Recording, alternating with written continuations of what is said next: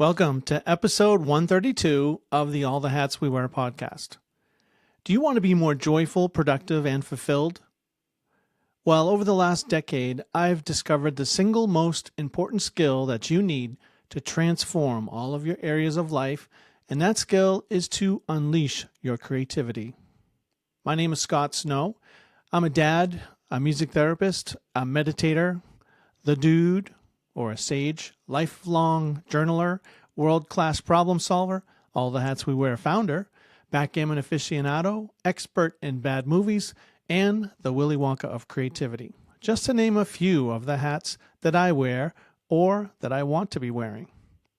After listening to this episode, start transforming your life by visiting my website, allthehatswewear.com, and this website has a free 1-hour video course that will help you unleash your creativity. You want to tap into that innate creativity that you already have. You're meant to do great things. Here are the skills you need to do them. As you probably already know, I really love movies, and one of the movies I really love is called Predator. And I'm sure you've seen the original with Arnold Schwarzenegger. And for some reason, this movie is really sticking with me right now. And it's the scene that I think about a lot is at the very end where Schwarzenegger's, being chased down by the Predator, and Schwarzenegger makes that little booby trap, with all the spikes, and he's just there, and he's just using himself as bait for the Predator, and the Predator is just about ready to duck into that little trap, and then he starts hesitating, the Predator, and he's looking around, and he sees that it's a trap, he's too clever. And even Schwarzenegger is like, come on, do it. I'm right here. Come on. And the Predator backs out of the trap. For some reason, this scene has been on my mind. I noticed that I start to see patterns coming up and things that you can make a wiser choice given the circumstances. For example, that everybody's having a big butt meal, and you go, you know what, I'll have an oatmeal, or I'll just have some miso soup and have kind of a lighter meal.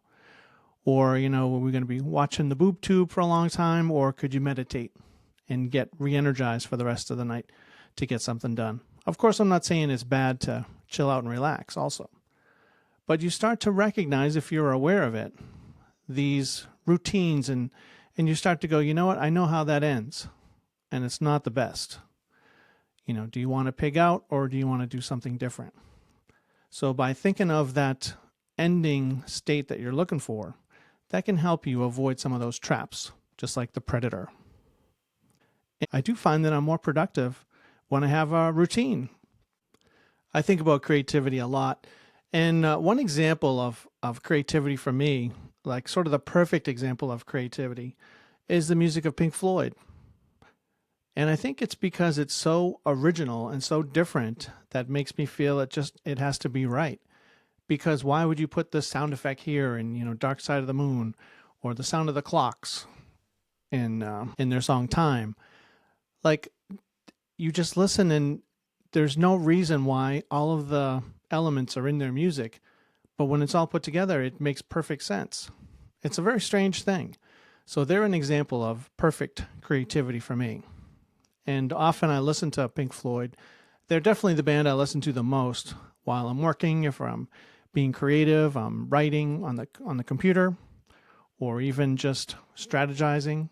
I always have Pink Floyd. And I think it is because it's so organic that makes it work so well. In college, I took some composition classes, and I was lucky enough to study composition, music composition, with Lou Spratlin at Amherst College. He ended up winning the Pulitzer Prize for music for an opera that he wrote, which was pretty amazing in retrospect. But he taught me a lot about proportions. I would bring in some simple compositions that I wanted help with, and he would just listen through it or play through it, and he'd go, you need a little more space right at the end of this phrase and before the next one, just to let that idea sink in a little bit, to make it stand out.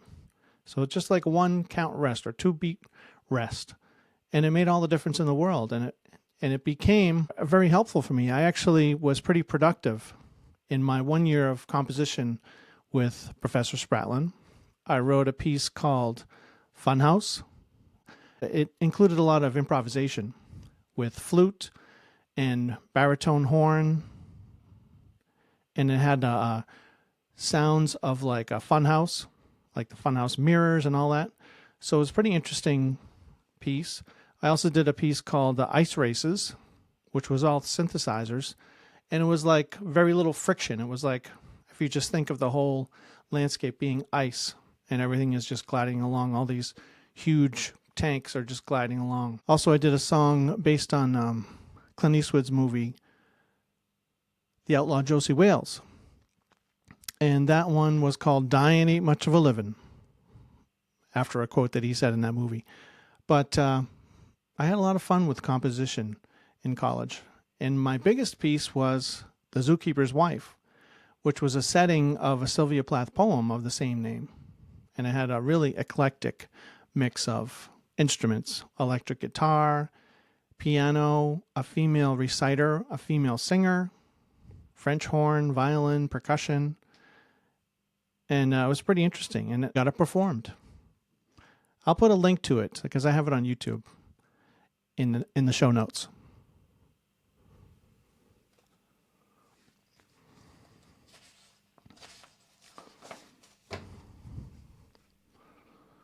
So what is an example of perfect creativity for you? Let me know in the comments. I'd be curious to hear. And why do you think it's perfect creativity, if there is such a thing? Lately, I've been really interested in refining well-crafted routines in my life. And I feel that even though creativity would think you got to be wild, you got to be crazy, I find pretty much the opposite. The more of your routine that you can honor and have your structure, then it's more liberating to be creative. So some of the routines that are working really well, I start to go, well, these aren't even painful to do. They're like just easy. For example, my audio journal. I always have my Anarchy Capture notebook with me. Here it is for July. And throughout the day, I just use a red pen and I jot down little bullet points I want to talk about that night or the next day or a couple days when I do my audio journal. And I just have a voice recorder app on my phone and I just blab away. I say today's date and then I just blab. And it's really helpful. And it's intensely creative. It really focuses your creativity. So that's something I just do. It's painless. I don't even think about it. It's just part of my routine. And those are the kind of things I'm looking for. Like for a long time, I've had, tons of goals, and I'm going to do this, I'm going to do that, and I'm going to exercise on the treadmill for 30 minutes every day. And then it never happens. So I'm starting to go, what are the things I'm already doing really successfully and really consistently? And now how could I take that model and apply it? Because I do need to have something with health and exercise in the body. So that's what I'm trying to bridge the gap. So, when I was doing jiu-jitsu, that was actually not like working out. I mean, it was very strenuous, but you were focused on something bigger. So I'm looking for something like that. Or maybe it's just a routine of stretching that you do and you connect it with mindfulness or wellness or fun.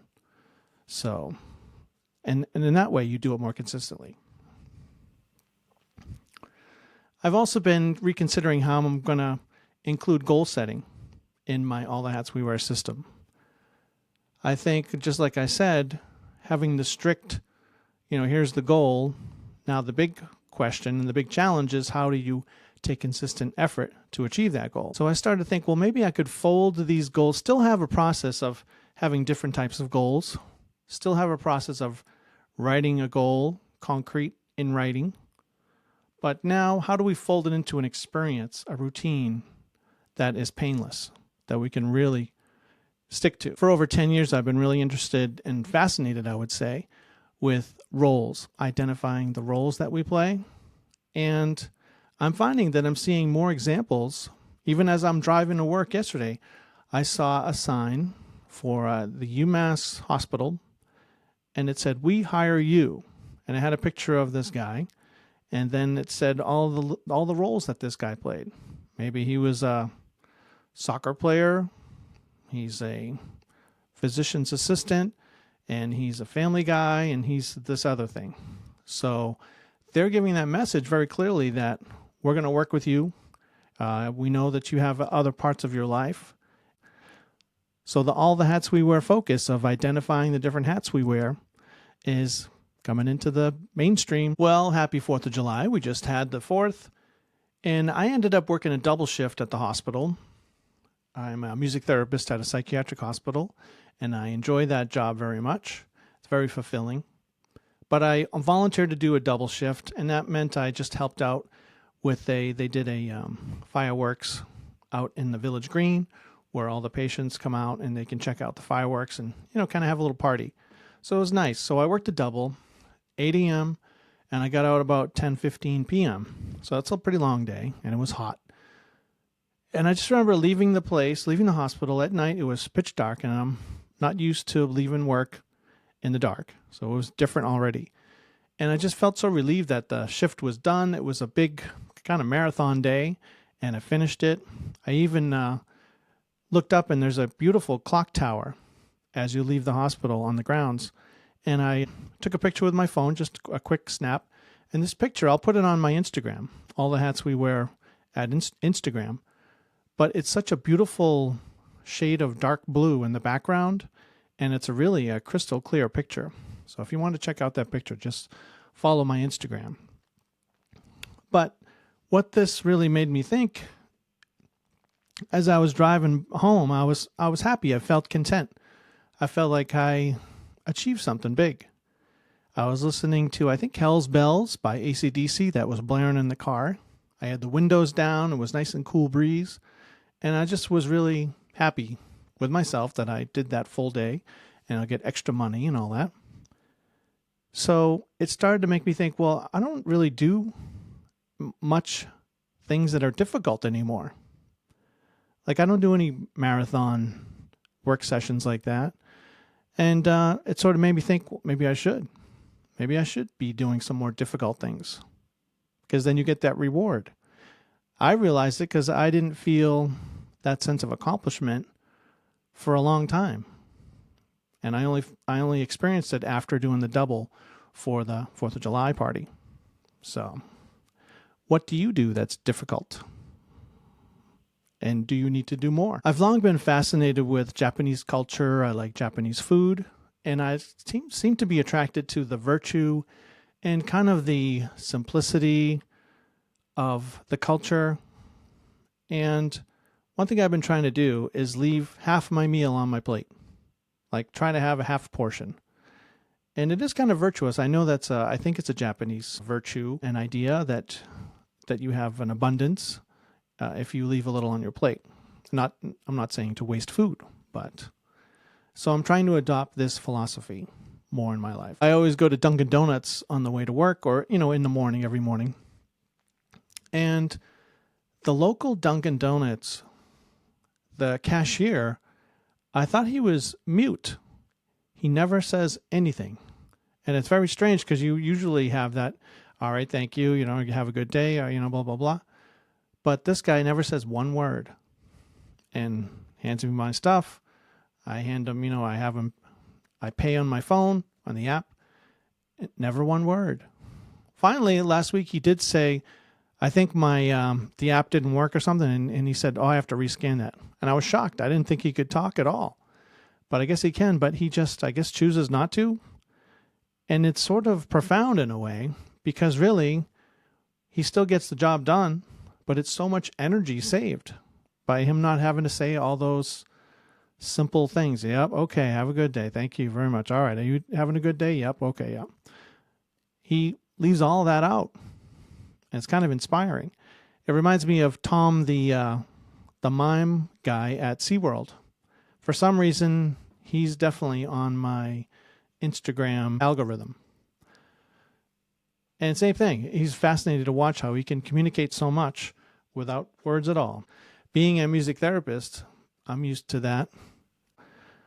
And I always find it's much better to just start playing the song than to get everyone's attention and go, okay, everybody, I'm Scott, I'm the music therapist. This is a music group, and now we're going to start our song. Instead of that, just start playing. It draws people in much better. For the first time in a couple of decades, I haven't registered for my Microsoft Office, and I'm doing fine. Google Docs is doing the job. And I really enjoy that I can go from home to work and have those documents be able to just go either way. So I guess I'm getting into Google Docs now. I've been obsessed with the podcast Popcorn Psychology. It's 3 therapists that see a movie and then they talk about the examples of psychology and therapy and mental health treatment in the movie. And I find it to be fascinating. I'm learning a lot. And this is exactly the kind of stuff I want to learn more about for my job. The first one I saw was when they reviewed Rudolph the Red-Nosed Reindeer, the original animated. And they talk about, bullying and being different and the role of parents. And then I watched their episode about The Shining, which was really fascinating. And, about domestic violence and the cycle of abuse. So it's such a nice way to learn instead of just saying, well, I'm going to learn, dissociative disorder is this definition, blah, blah, blah. Boring. As opposed to like seeing the movie, we know the movie really well, and then we're talking about it.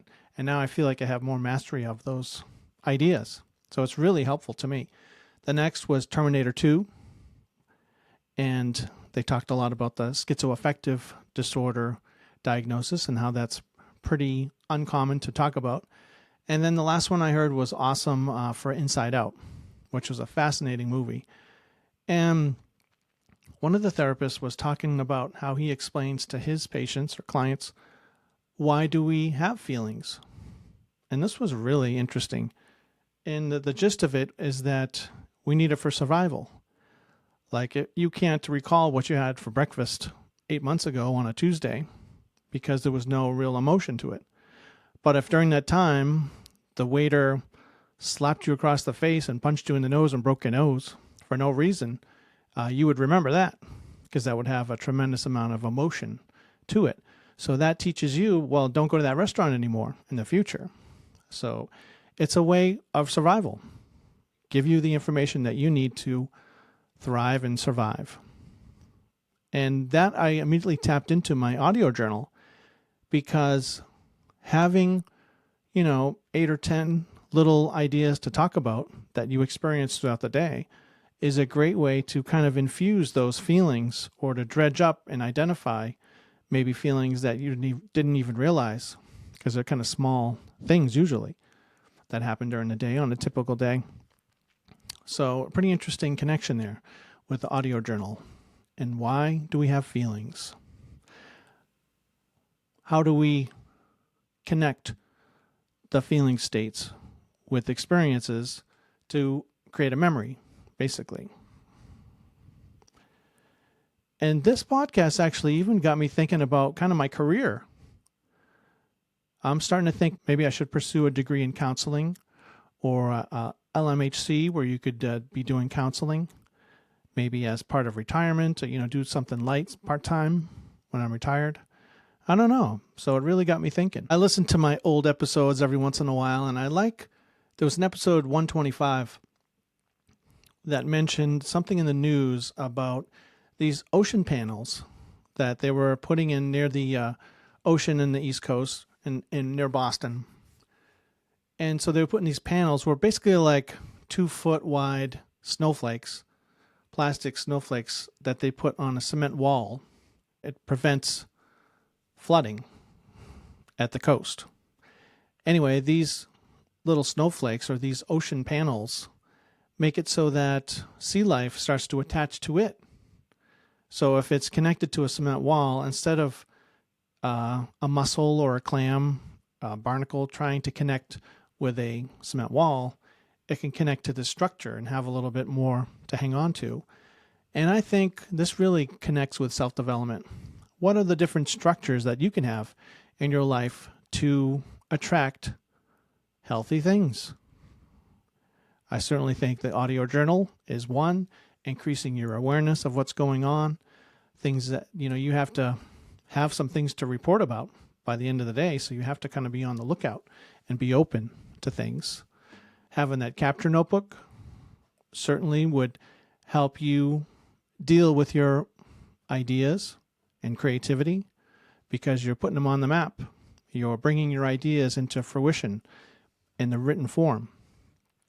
Also, I have a whole section on project management and a 7-stage system for completing creative projects. And just so you know, the 7 stages are identifying the spark, the gathering stage, the brainstorming stage, the structure stage, action stage, refining stage, and the celebration stage. So with any idea that you have for a project, you can apply that stage, that system, to walk it through into completion. Also, having a routine every week of brainstorming some quality questions for all of your hats, all of your roles. Brainstorming in the way of this thing I talk about called Around the World, where that's just basically you're surfing the web, but you're doing it for all of your roles. So you're inviting this good information, this curating of the hats that you wear. You're making an effort and making a contribution. You're saying, give me more information to factor in here. I want to curate and nurture all of these hats that I wear.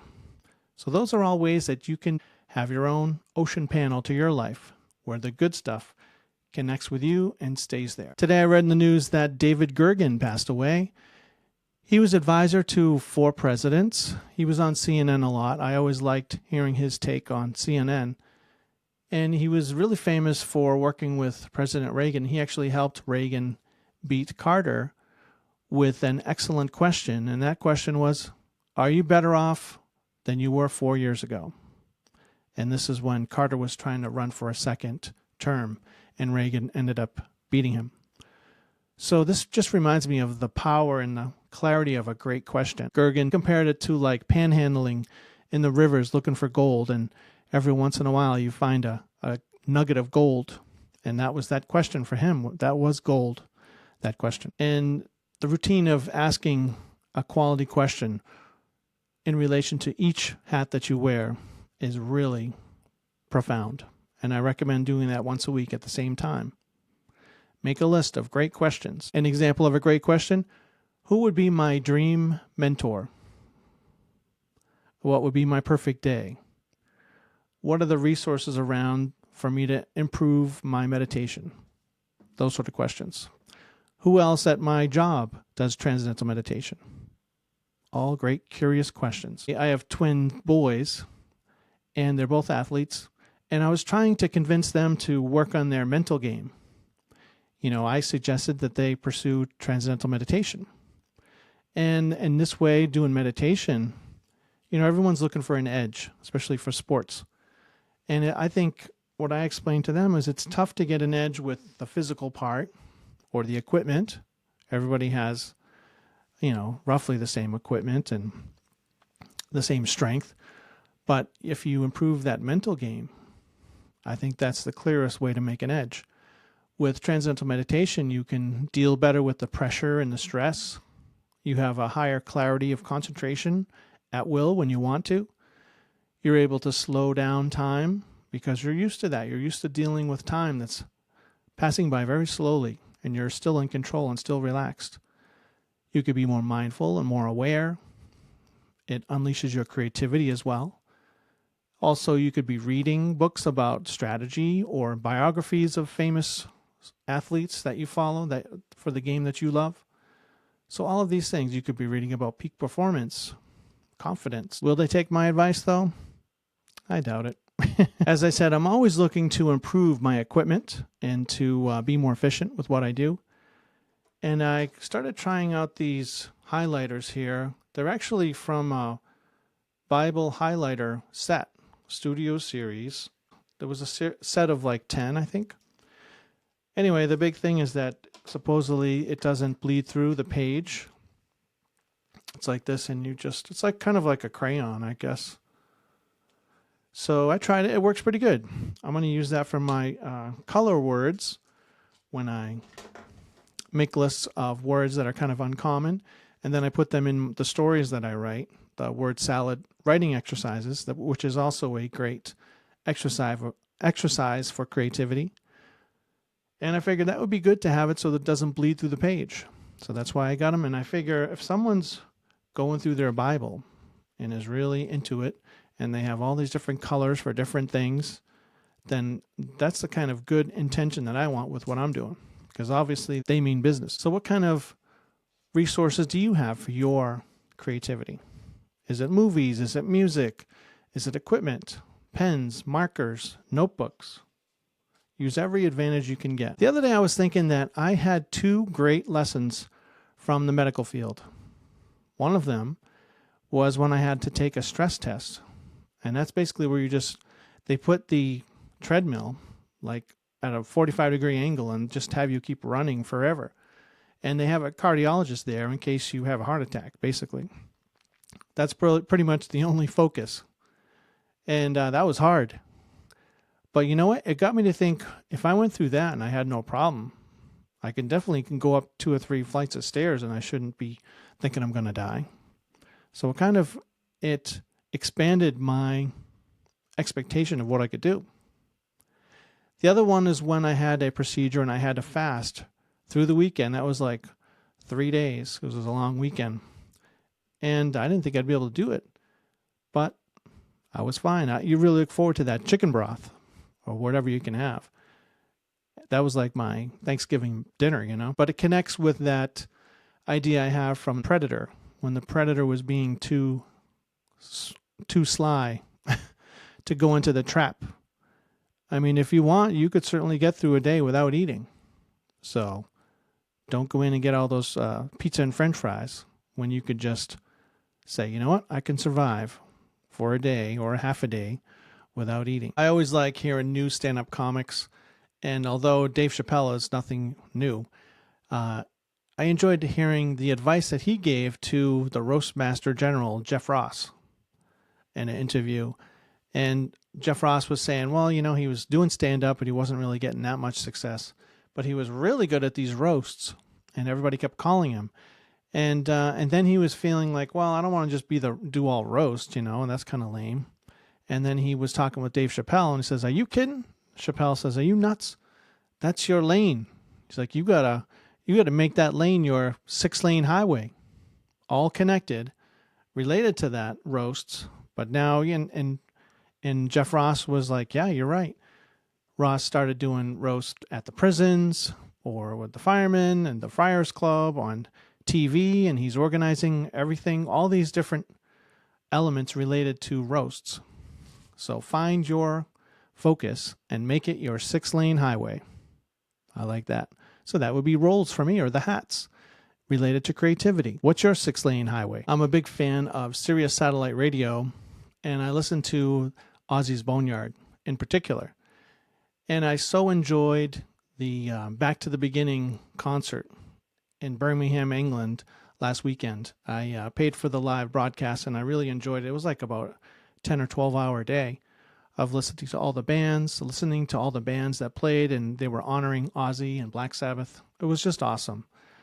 And it reminded me that I've been wanting to do this thing called the Ultimate Sinner, where basically I pick 6 songs, and I do like a quick recorded talk-up of each, and I send it in, and they'll play it's like I'm a DJ for the radio station for, a half hour. So I want to do that. And I started to think of what my focus would be, because they usually have like some kind of a theme. And I think it would be these songs that are awesome songs on Ozzy's Boneyard, but then towards the end, instead of just fizzling out, they have like a new life. They get kicking again. They have a new section that's a little different, but it really adds a lift to the whole song. Some of the songs I listed would be Halo of Flies by Alice Cooper, which is an amazing composition. And that song begins again a couple times. It just keeps transforming into something new. It's a really interesting piece. Hot Rockin' by Judas Priest. Have a Drink on Me, AC/DC. Indians by the Anthrax is another one. And then that sort of reminded me of the great Warren Buffett, because he explained his approach to finding companies he wanted to invest in. And he said he didn't look for big companies. He looked for companies that, his analogy was when he was at the racetrack as a kid, and he would look around and there would be like a cigar on the ground, because guys would just throw their cigarettes and cigars on the ground. It would still be burning. And he goes, that cigar has one puff left in it. So those are the kind of companies that he was seeking. A company that had just one more puff left, a little bit more life left. So it reminds me too of Steven Spielberg's definition of a great story. And he described it, and you see it in all his movies very clearly, that it's a beginning that keeps beginning. That's his definition of a great story. And you see that a lot in his movies. This thing happens, and then you're like, oh, what does that mean? Then the next thing comes, oh, and you're drawn in. You're engaged throughout the whole story. I used to love going to the horse track too. I would go with my grandfather, and you would just smell all the cigars of the guys, and there would be tickets just littered on the ground. It was very kind of messy and very sensory. And I even brought my kids when they were pretty young to the horse track. And it was really fun. For only $2, for only $2, you could place a bet for each race and be there for 15 races. So for, $40, be there for 4 hours, get a hot dog. And it was just a nice time. A pretty cool sensory all-around experience being at the track. So to apply this to your own creativity, what are the ideas that you have that are already generating?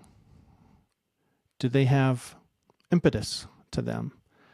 If you listen back to my episode 130 called What Was Your Last Super Duper Idea? I talk about that. Having an outstanding idea, and what is the difference between an outstanding idea and just an average idea. One of the main principles for an outstanding idea was that it kind of allowed for endless tweaking and improvement, which you would think an excellent idea, now it's perfect the way it is. But I found the best ideas stick with you, and you want to keep tinkering with it and to continue to make it shine and refine it, just like I have for this All the Hats We Wear, and identifying roles and implementing a whole system of creativity that goes hand in hand with all the different hats that you wear, as being a system for your life, to have a life purpose and a mission, and ultimately to live the core values of All the Hats We Wear, which is to be joyful, productive, and fulfilled. Thanks for spending time with me today. See you next time.